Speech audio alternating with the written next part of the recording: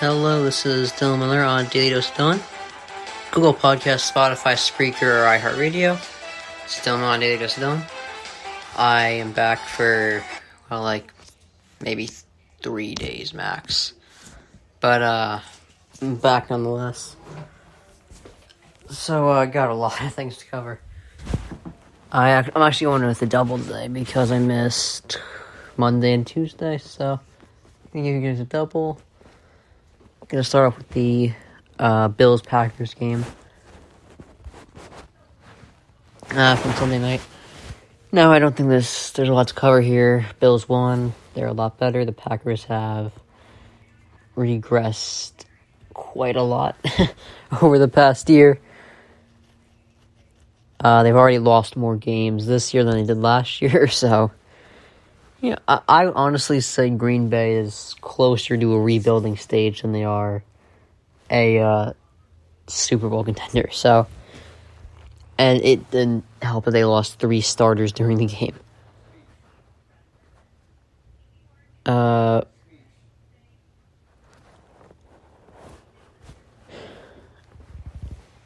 think Green Bay had more total yards, better third down conversion than the Bills. Yes, the Bills are better. I'm not going to try to make a case that the Packers are better than them, but they were the better team in the second half. And this is not me trying to praise the Packers. This is me more of an indictment on the Bills. You know, they were playing the Packers, who are significantly worse now. And they shrunk in the second half. They scored 3 points. It was 24-7. And when it hit halftime, that game looked like it was 45-15. Like 45-14, something like that, like a blowout. But instead, it was 27-17.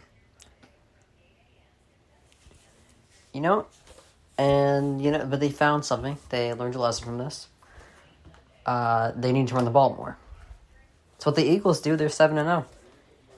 Get out to an early lead like the Bills did a few nights ago. They start running the ball, chewing some clock, and they're on their way to win. The Bills got to start doing that a little more. They're getting a little too dependent on Josh Allen. But it should have been a blowout with the way the Packers have played the past 4 weeks. Losing to the Jets, losing to the Giants, losing to the Commanders. At least with the Jets and Giants, you could say, well, they're having a good season this year. But the Commanders aren't even having a good season this year, and they had a backup quarterback. So, that's a pretty bad loss if you ask me. I think it should have been a blowout for the Bills. But that's not what happened. So, I think the Bills should have to run the ball more, and so do the Packers. Aaron Jones is a big help for them. The best game the Packers played, and I know it was against the Bears, but the best game they played was against the Bears when Aaron Jones got most of the carries. And you have to look at most of their wins, because they started off 3-1, actually. They were off to a pretty good start. Their first win against the Bears. Aaron Jones had over 100 yards and a touchdown. Against the Bucs, it was a low-scoring game, but they came up with a win. Aaron Jones got 12 carries. He only had 30 yards, but that was more of a defensive game anyway. But they have to rely... I know this contradicts everything I've said the past few months, but Packers kind of have to go back to that old school way, I think, like more running and defense. Because that's what they have. That's what they have to rely on. Because their passing game is nowhere to be found. When they won against the Patriots, Aaron Jones over 100 yards. So in 2 of their 3 wins, Aaron Jones was a big factor. And when they competed with the Bills, Aaron Jones over 100 yards, So I think running the ball more is the answer for them. But yeah, I think it's just more running and defense for the Packers right now because they have no receivers to rely on. As great as I do believe Aaron Rodgers is, he can only do so much with that. So Christian McCaffrey went off 183 yards, 183 total yards, 3 total touchdowns. Yeah, I think the Niners have found their groove, you know? Like last year, they made a deep run. They made it to the NFC Championship. They found their groove when they started finding someone they can rely on. Deebo Samuel, obviously. You know? And now they found Christian McCaffrey, because Deebo isn't what he was last year, but they found McCaffrey. When you combine him with Shanahan, great things happen.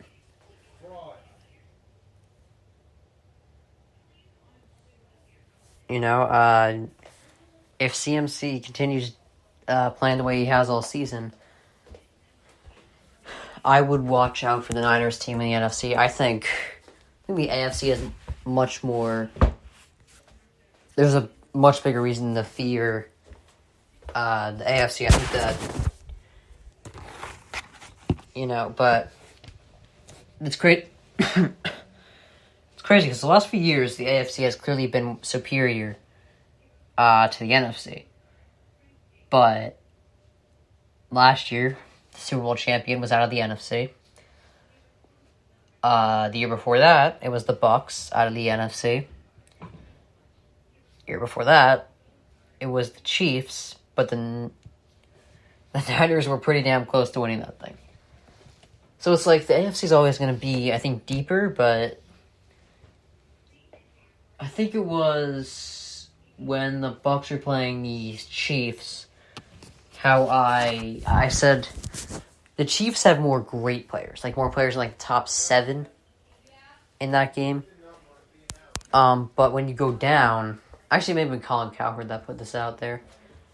Yeah, it was him. So he made a list. It was Chiefs have more great players with like top 7, but if you go down to the top 15, the Bucs have more players. The Bucs were deeper. You know? And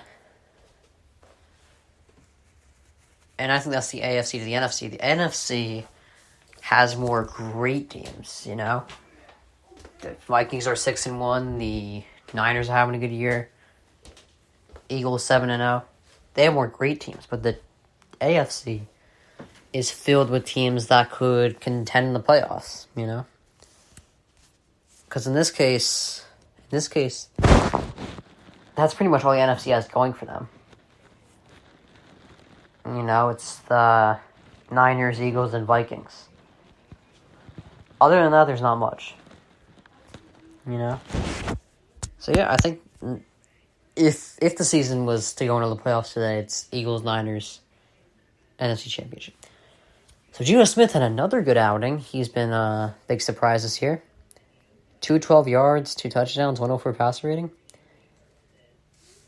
It's crazy to think about it, but they are looking like they are on the winning end of this trade. I was really confident over the summer, you know. Carroll's going to look stupid, you know. They're going to be like 3-... I may have said 1-7 in week 8, while the Broncos are going to be like 6-2. I could not have been more wrong. Broncos are 3-5. I thought they'd win their division. They're 3rd in the division, and I don't see them winning it this year anymore. But so I'll give Pete Carroll credit where credit's due, even though I trashed him all summer. Gotta give him credit. Seahawks are looking like they're on the winning end. Gotta give it to him. So, A.J. Brown went off for 3 touchdowns. The Eagles are 7-0 now. And in the next 2 weeks, they face the Texans and the Commanders. I think you can check off 9-0 for them. I don't think they are a contender for a perfect season, but I think 9-0 at minimum is what they're going to be able to roll into. They've been playing really well. Like I said, they're doing exactly what the Bills should be doing right now.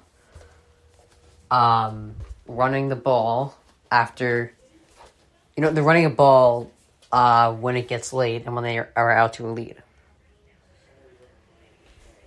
All right, let's get to this. So, Zach Wilson said he's got to play better and learn from his mistakes after three interception performance against the Pats. I think from the 2021 draft class, a lot of them, the only person I think I can have a genuine opinion on is Mac Jones. Because I do think he's in a good enough position where he should not be throwing this many interceptions. He's in a system where he should be a much more accurate quarterback. And that's the one thing I praised him on when he was coming into the league, was that he's a very accurate quarterback, but that's all I see him ever being. But no, he might lead the league in interceptions right now. He has 6 or 7, last I checked. But in the 2021 draft class, from what I've seen, I think Trevor Lawrence is better than Zach Wilson right now. But like I said, it's hard to have an opinion on Lawrence, Wilson, or Fields because they're in such bad positions right now. But, Trey Lance hasn't really played. So that draft class isn't looking too good right now, but I think give him some time. But the thing is, a lot of times when you say that, give him some time, it eventually gets redundant. Because I've been saying that, this is the second year in a row I'm saying it. Eventually it might pile on to like 4 straight years of saying, just give him some time, And then eventually it gets redundant, and you just have to say, you know what? They're a bust. That's just what you gotta say, in that case.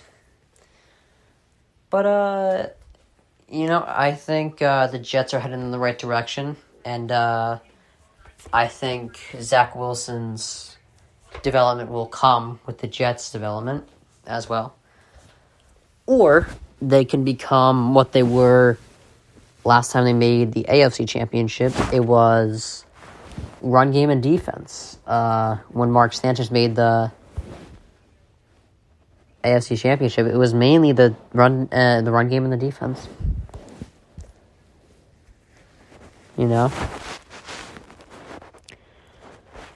So the Lakers have won their first game this season. Westbrook 80 and LeBron combined for 67. And this is not a great team. I think that's pretty clear. They're the last team to win a game, so that's bad. They made threes, which is important. I think Westbrook coming off the bench is a better scenario for them. As I've said, I think that's their best case scenario, because I think he's honestly holding the Lakers back a bit by being a starter. All right, that's all I gotta say about that. Let's shift back to the NFL. So Tua leads the NFL in passer rating. He's at 112. I think they're a good team. I don't think they're great. I don't think they're ready to face the Bills or Chiefs or even Ravens for that matter. Because this is a different ball game in different conditions. Like, the example I like to use a lot, they beat Buffalo when they were in Miami. So they're dangerous when they're at home, but I don't think they're good enough to get home field advantage in the playoffs. Up north, they barely beat Detroit. And that could have very well just been a bad game for them. But that is the thing. That is the thing. Beat the Bills when in Miami, lose to the Lions when you're up in Detroit. I don't think we should look past that right now. And Tua is exactly what I've said he is. Very efficient passer. Nothing crazy. But he's working, and that's all I was trying to get people to calm down on. They're like, oh, he's not working, he's going to be a bust. All this crap. And I did say stuff last year about it, but Tua has proven me wrong. So, and I'm glad for that. I didn't want them to be bad. I was just giving the reality check, you know? Can't just keep I don't know.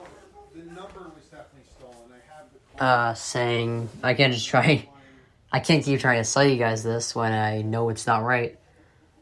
You know, if I know someone is not as good as I thought, then that's just how it is. I can't do anything to change that. So the Browns, like the Packers, are on a 4-game losing streak. The reason I'm calling is it's my daughter's car. Now I know, I knew without Watson, it would be a bit of a struggle, but I thought they'd be at least at 500 right now. So I think they've definitely underachieved. I know it's a backup quarterback, but I still, with the talent on their roster, Nick Chubb has been the best running back this year, no doubt. But I still think they've underachieved, you know. They got to win more with the roster they have. And Brissett, although he's a backup, he's very experienced. He should... I mean, you see Geno Smith, an experienced backup. He's playing very well. You know, eventually you have to be a valuable backup. Eventually. Alright, so we're going to do a Where Did I Go Wrong segment real quick. So Derek Carr is regressing. I thought the Raiders would be a pretty dangerous... I had them... They were a dark horse in the AFC West. I thought the Broncos had it locked up, but... No, not so far. Yeah, but Carr's regressing in a lot of his stats, and...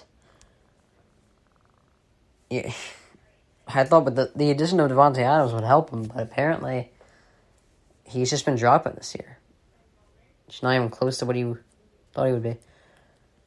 As I said before, the Broncos seem to be on the losing end, which I seriously did not think was going to happen. If there's anything I was sure of on this podcast, like me saying, if there was a take that I was sure I was right on, it was that one. Like, not that the Broncos would win the division, but that they would be on the winning end of the trade. Like, even if they finished third in that division, I figured they'd still be much better than the Seahawks. But that is not the case. So Murray and the Cardinals are at the bottom of the NFC West. Now, by no means I think they would win it. But I thought they were a better team yet again. I think I underestimated the Seahawks. That's what this comes down to.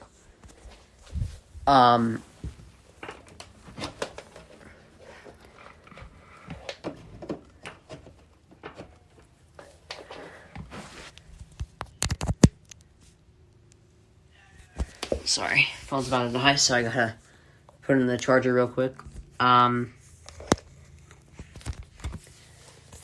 Yeah, I underestimated the Seahawks. That's what it comes down to. You know, and I thought they would be better maybe than the Rams. Or I just thought they'd be a good team this year. You know, they started undefeated last year before Murray's injury. They started undefeated, and it's just hasn't been good. Kyler Murray has been terrible on third down. He's 32nd in completion percentage on third down. He has the worst yards per attempt, and he's been sacked 9 times on third down. So the Cardinals really have to pick that up. I just thought they'd be much better. The Falcons are actually at 500. I thought this would be definitely a rebuilding year for them. Like, I didn't think there was a chance in hell that they would ever be in the lead in the NFC South. As bad as that division is. Yeah, the Bucs are much worse this year. Saints are a question mark. The Panthers are rebuilding. The Falcons are 4-4. I thought they'd be at the absolute bottom, like even worse than the Panthers. But that's not that. I mean, no, they're overachieving. Even though they're at 500, that is overachieving for them. They were not supposed to be this good. All right, so that's my segment for Where Did I Go Wrong. To move on, I'm going to move on to Rodgers and the Packers. They've been struggling, just a little bit.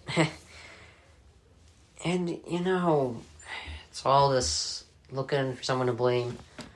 I don't really want to blame anyone, but if I'm going to do a podcast, it's kind of my job, kind of my obligation to tell you whose fault I think it is. I'm going to elaborate on this a bit later.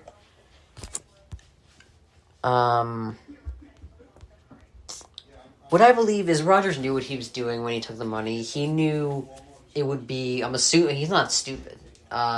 He knew he'd be...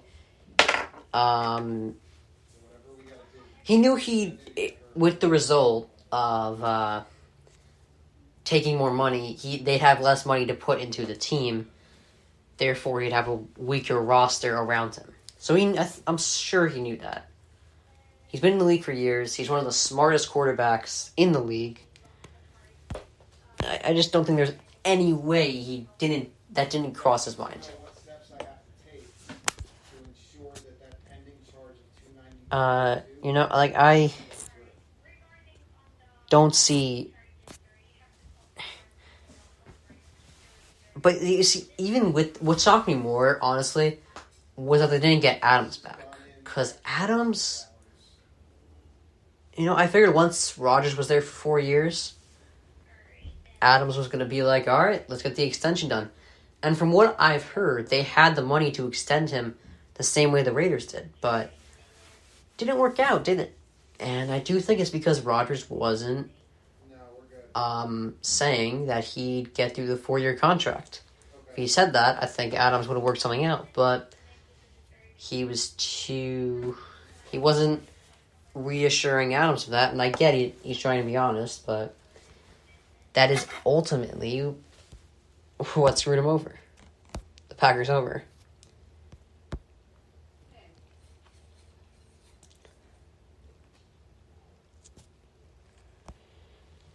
Alright, so the Cowboys are in talks with Brandon Cooks until the final minutes. As a Packers fan, I'm kind of hoping they get him, but hey, why would they get a receiver when they can just sit on their asses and not do anything? What am I thinking? But onto the topic. He's a good fit in Dallas, I think. They couldn't use it with all the injuries they have. Here's the problem. They're going to have to pay him. And they're the Cowboys. And Dak is the second highest cap hit next year at $49 million. And the thing with fans is it's all, pay the stars until it screws over your team. And this is exactly what I was worried about with Rodgers. Everyone was like, pay him, get him on the team. Now look at us. Okay, we have Aaron Rodgers. Awesome. We're 3-5. We've lost more games already in week 8 this year than we did in the entirety of last year. That's not good. That is not good. When we go from 13-4 to 3-5, that's bad.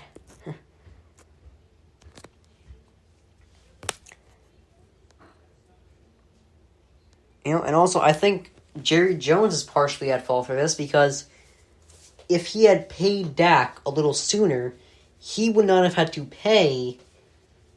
Because I get called out for contradicting myself because I said Jones should have paid Dak sooner. But I also say you shouldn't pay your stars too much. What the difference is here is I think Jerry Jones should have paid Dak sooner because Dak would not have been looking for so much money and Dak would have had less leverage at the time when he was younger and didn't have as much of a resume, But Jerry Jones waited, and then look what happened. He had to give him money because of all the leverage Dak had. He gave him that leverage by waiting.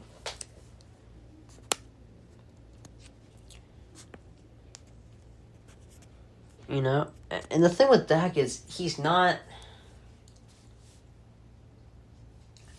good quarterback. He's not great. He's not worth $49 million. He wins 35% of his games against playoff teams. His best year was his rookie year when he had a great O-line. Alright. You know, he's good, not great. That's what I'm saying, you know? And when you look at him versus Jimmy Garoppolo, alright, I saw this comparison on the Herd just to give credit, but it was crazy to me. It really caught my eye. Garoppolo versus Prescott. Garoppolo has a higher completion percentage, or win percentage, my bad. Now, he did have the luxury of playing on the Patriots, which definitely helped. So let's take that out. He still has a higher passer rating, higher yards per attempt, higher completion percentage, and a better playoff record. He has a winning playoff record. And he's played Aaron Rodgers twice. Alright? Like, if you said Jimmy G deserves $49 million a year, there is no way anyone would get behind him for that. Because it doesn't make sense. He doesn't deserve $49 million, and neither does Dak. And Dak is better than Jimmy G, alright? I know I threw up stats just now, but I'm just trying to show you. Dak is not much better than Jimmy G. Not as much better as he is perceived to be. Alright, so Steve Nash was fired, and there were reports over the summer about how exhausted he felt, about babysitting, quote-unquote, the Nets, you know? And it literally, it took me one season. I saw one season with that group, and I knew it wasn't going to work. I was saying, the season that they looked good with James Harden, Kyrie, and KD, and they were doing really well, everyone was like, oh, they got it. No, they don't. And what I said, the reason was because that entire Big Three, I remember the stat, they played 7 games together. I don't remember their record together, but when you only play 7 games out of an 82-game season together, you have no chemistry come playoff time. And that's why they were a second-round exit. And I don't think you could build a team around Kyrie. Look at Boston. It didn't work. The one year that Boston worked, Kyrie was out for most of the year. Boston made it to the Eastern Conference Finals. The one year Kyrie did not play the entire playoffs. The next year, when Kyrie did play, second round exit, you know, that's what Kyrie does. Second round exit. That's what he's good for. The only time Kyrie has had any success in the playoffs is when he played with LeBron. And that is because he was not the leader of that team. It was LeBron. And think about it. His best playoff performance was probably with LeBron. Hitting that game-winning shot in 2016. You could make the case. I mean, I will always believe LeBron deserved that Finals MVP because of his impact. He had back-to-back 40-point games. Triple-double in Game 7. Got the block as well, you know.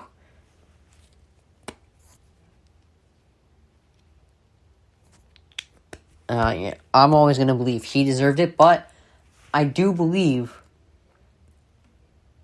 there is an argument to be made that Kyrie did deserve,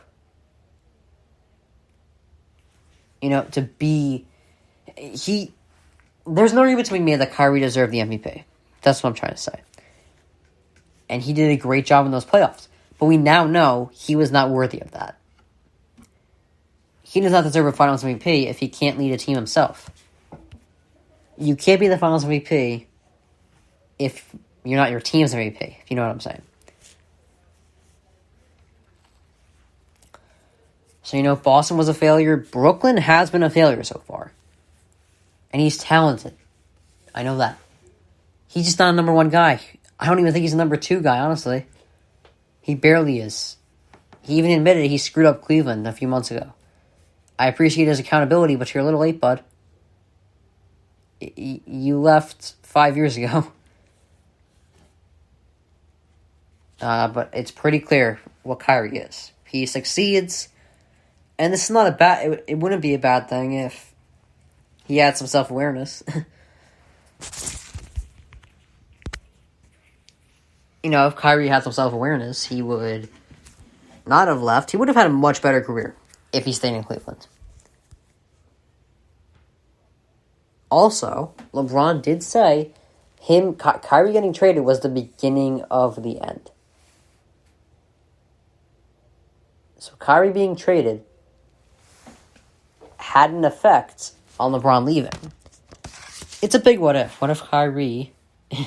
and I don't even call it what if Kyrie never left Cleveland. I call it what if he had self-awareness. Because I think he honestly... He should have known his place.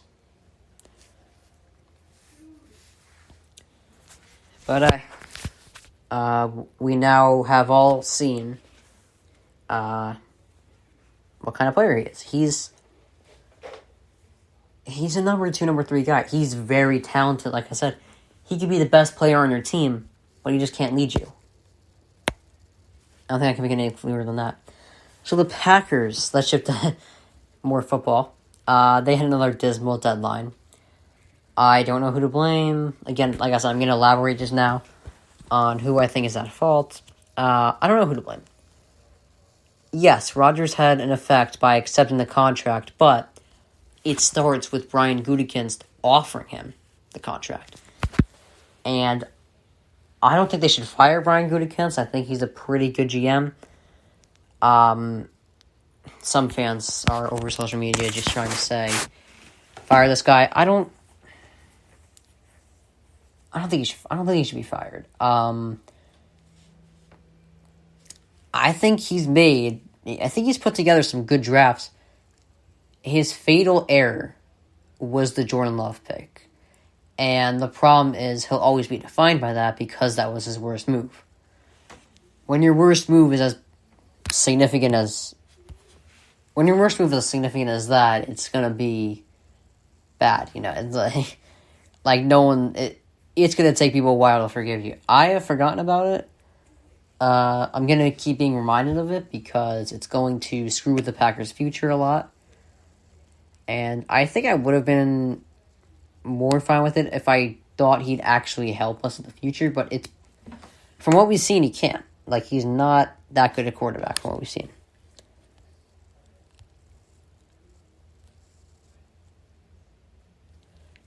And I genuinely believe if we let Aaron Rodgers walk, it sounds crazy. But for the future, I think, for the future of the team,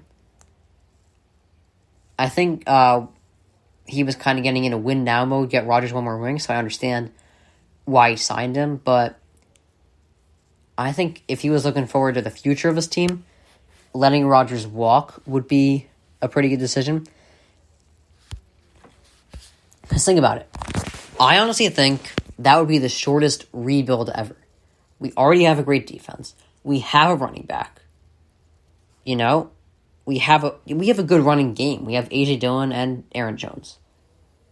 I think we have a capable head coach, despite what others think. If we just get the quarterback right and get that guy some receivers, that's all we have to do. That is the shortest rebuild ever.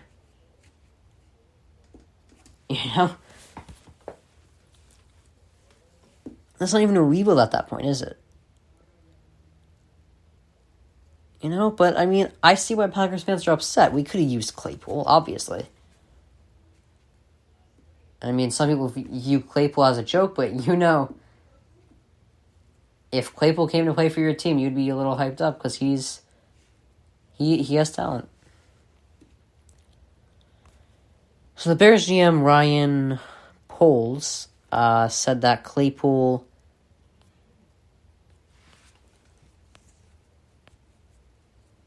So that adding Claypool will give Fields another weapon. It's pretty obvious. They still have a long way to go to be a playoff contending team. Get him some more weapons. Get an O-line, because that O-line's pretty bad. I don't think Fields is necessarily a bad quarterback. He's in a really bad spot. That's what I would say. So, speaking of quarterbacks, Joe Douglas is staying, committed to Zach Wilson. Here's the bad news. Zach Wilson has the 33rd best completion percentage in the league, which out of 35, by the way, so that's pretty bad. But here's the thing: they are missing Vera Tucker, who's a great alignment, and Mekhi Becton. So their two best alignment are out right now. So that's a pretty bad place to be in. And no, I don't think Zach Wilson's a top quarterback in the league right now. But I don't think it's fair to judge him or Fields based on this year, or Lawrence for that matter, because, give him a few years to develop a bit. Remember, Peyton Manning struggled the first few years in Indy. Peyton Manning didn't have a great start either, but he made it. He eventually became one of the best, so let's give him a little bit of time, but also not give him too much time, because then my takes are going to age really poorly. All right, so Dan Snyder is hiring Bank of America to explore options to sell a team. I don't see why you would move from DC. I can see why you would buy the team, obviously. They're worth $5.6 billion. So,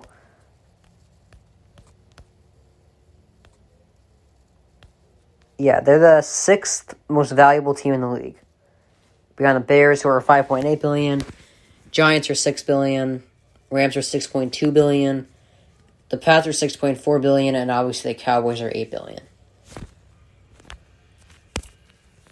So the Commanders have value to them. If someone walks into my office and says, I will give you $5.6 billion for this team, I will not hesitate to take it. But, I don't think Dan Snyder is really into football right now. I think selling the team I don't think it's a bad decision. Just don't move from DC, because that's a great place. I think that's a great place to be in. So Clemson was ranked number 4 behind Georgia, Ohio State, and Tennessee. I'm not really into college football rankings too much. I do know, however, that the SEC is the best conference. But I can't really tell if Ohio State is great or not, because they've beaten a lot of average teams, I know that. But if they beat Michigan, I'm sold. We'll see how they do against Michigan. That's how I'll base my opinion on them. If they could beat Michigan, I'm gonna have to rethink it. But yeah, I'm just not sure. That's my only thing. I'm just not sure how great they are. And then again, a team cycle is 12 months. Because last year Michigan beat them up pretty good. But they're not the same team as last year. You just got to build your... I think TCU should be ahead of them. But I feel like they're put ahead of a lot of teams because of their past success in the college football playoffs. And yes, the point being they've had more success recruiting over the past years, but look at the Lakers. They recruit very well in free agency, but they're not good. They're a pretty bad team right now. They could very well be the worst team in the league right now. So let's not get too crazy about them.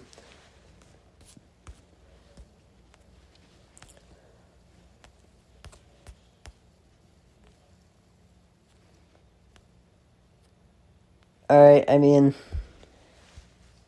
like I said, I think TCU, maybe Alabama, ahead of Clemson.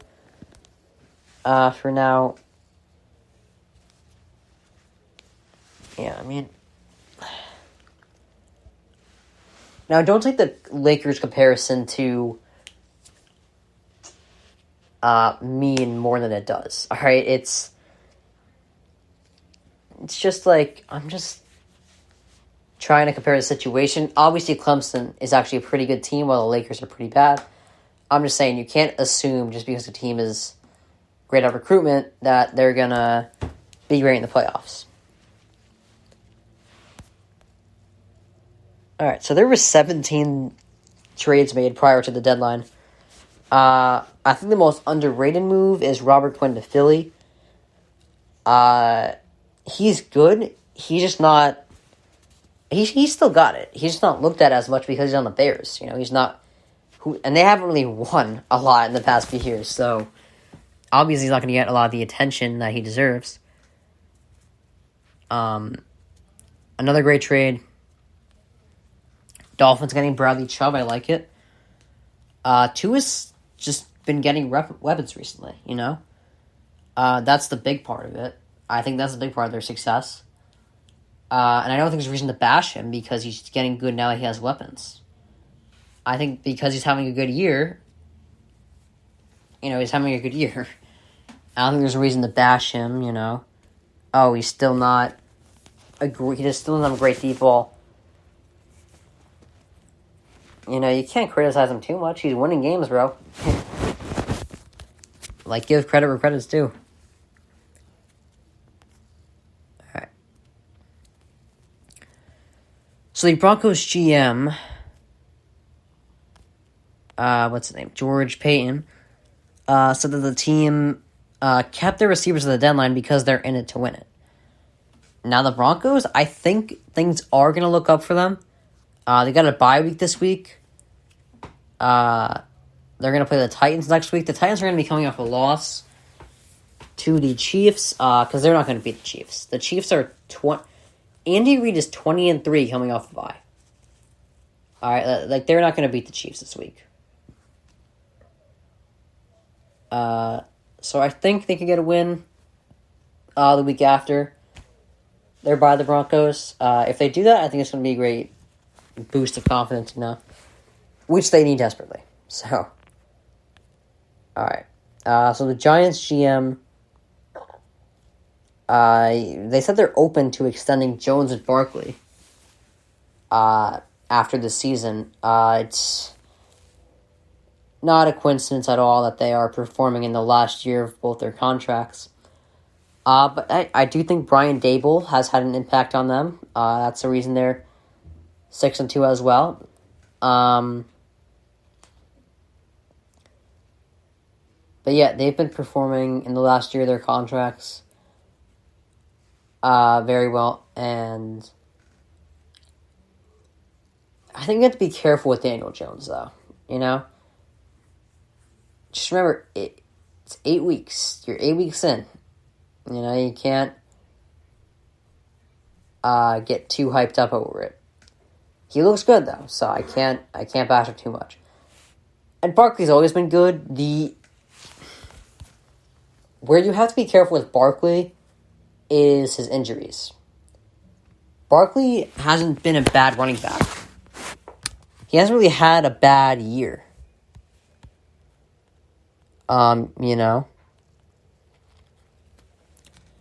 But it's just, you really have to be careful with injuries. They're really dangerous. Because if you have a running back that's injured a lot, and you lock him up for 5 years, you're in trouble. Because you can't sign a running back for 5 years who's going to play for 2 or 3 years. That's just not worth it. So they just got to be careful. So I'll see what they do. All right. So Westbrook says he's embracing the role with the Lakers, coming off the bench. Honestly, I'm liking it so far. It's only been 2 games. But I believe he's a more productive guy off the bench, honestly. All his stats are going up. He has, again, it's only been 2 games, so the numbers are kind of a little skewed, but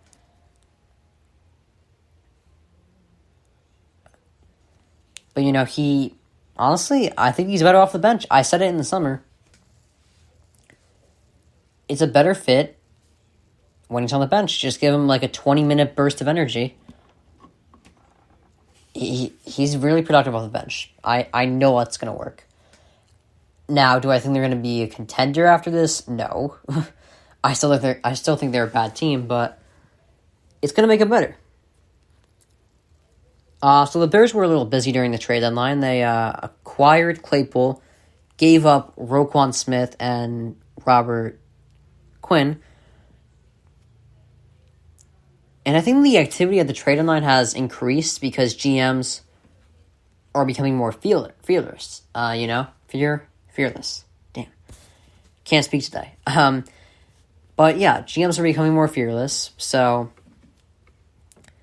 This is something the Packers have to start doing, honestly. Like, you gotta get active in free agency. And at the trade deadline, especially, like, what are you doing, bro? You just... all you're doing is making... They're making it harder for themselves, honestly, by being so conservative and so stuck up during this. You know who isn't, though? The Vikings. And the Vikings, Ravens, Dolphins, and Niners... all increased.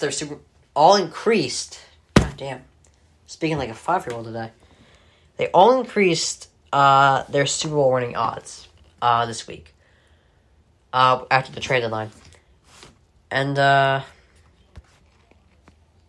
all those teams got better. Packers didn't. They did it for themselves. So the Phillies had 5 homers to shut up. We're going to go to baseball now. Before I head into my final segment of the day, as I am now at 47 minutes. Holy crap. I've been rambling that long. I am so sorry, guys. Alright, well, anyway, the Phillies hit 5 homers last night to shut out the Astros 7-0. And they are now up 2-1. I think the Phillies have been the better team this series, honestly. They lost game 2, but I think it was more competitive than the games that the Phillies have won. But it's really tough because the Phillies are hot right now. It kind of reminds me of Villanova versus Michigan the one year in college basketball. Michigan was hot, like the Phillies are right now. Like, Michigan was the one that was hot, and some people had them winning. But Villanova was the best team all year, I think the Astros have been the best team all year in baseball. But,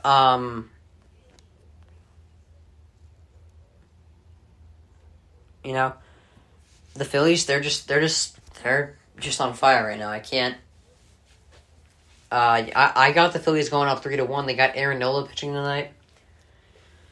I think the Phillies take a 3-1 lead. I think that they're going to surprise. Because I'm noticing a trend. The Nationals won in 2019. Alright. The Braves won last year. Phillies win this year. Maybe the Mets win next year for the entire NL East. Except for the Marlins, but they're just not there right now.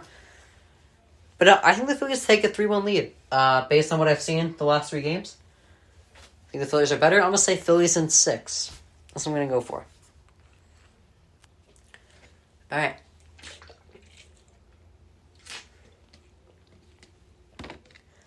Last segment of the day. Alright.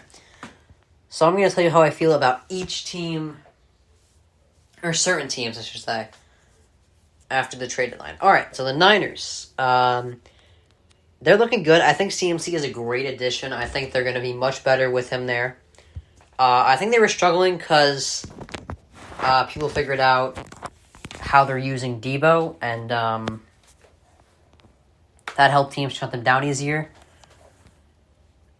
But CMC is a different beast.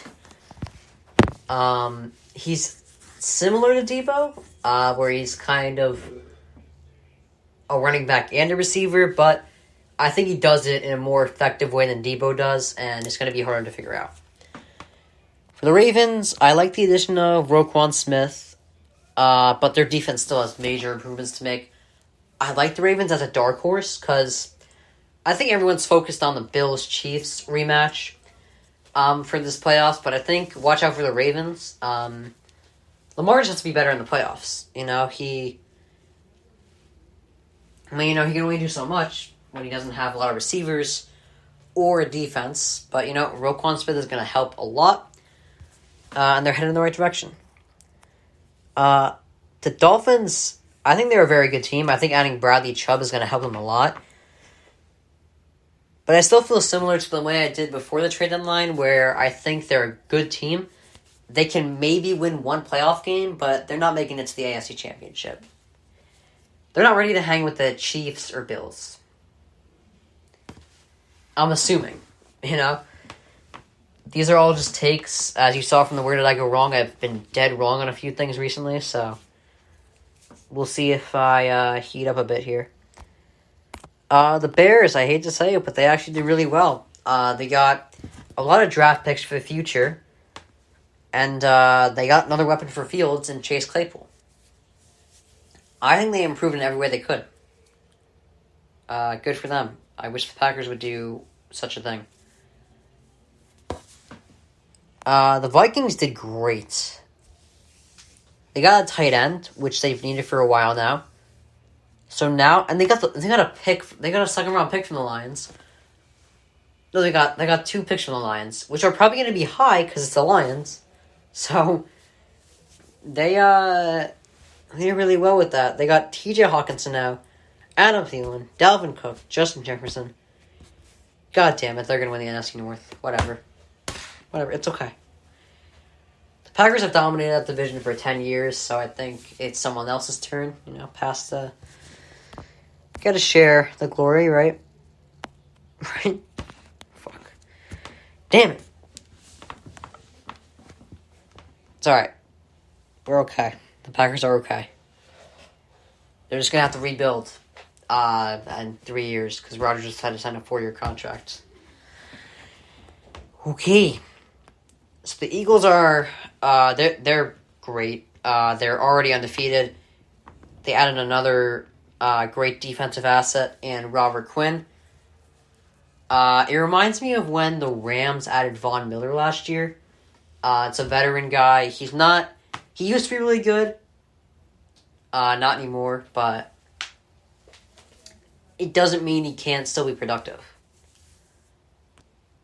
The Jets, I think they're looking pretty good this year. Trading line was okay for them. Not sure how I feel about James Robinson, that addition, but I think the Jets are doing pretty well this year. Beat the Packers, so I can't hate them too much. So the Jags are pretty good. Not sure why they got Ridley now, but I guess I kind of see it. I guess get him used to the system now, so that when he's back from suspension, he's ready to get in the games and be productive, Unlike other situations where you'd have to throw them in the game and then it's kind of a rough 2 or 3 weeks, then they're used to the system. Alright, so the last 2, the Chiefs. I don't know how Kadarius Toney will fit, but I think they're getting someone who could work for them in the case they lose another receiver next year, like they did with Tyreek Hill this year. In the case they lose another receiver next year, they have Toney, who could be an explosive guy, honestly. We've seen him in certain games where he's been really explosive, really helpful, So we'll see how he pans out there. The Bills, I think they're the best team in the league right now. That being said, they are getting really Josh Allen dependent. I mean, he leads the team in rushing touchdowns. That's not good. When they have running backs that should be able to get in the end zone every once in a while, and Josh Allen leads you in that, you're not in a good spot. Okay, so that was the first episode in 2 months that I did. I will be back tomorrow and Friday, maybe next week as well, but like I said, whenever I can get a podcast in, I will get one in.